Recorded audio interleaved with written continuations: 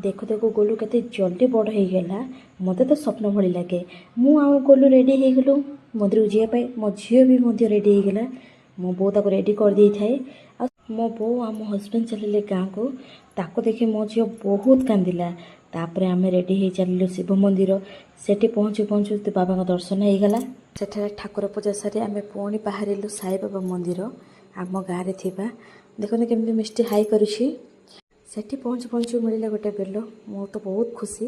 Bell को बाहर रखी मु चलिए बाबा दर्शन पाए। सेठी दर्शन सारी आम बाहरी पड़ू घर को। टिके रेस्ट नहीं संध्या जीवार थिला गोलूर बर्थडे को।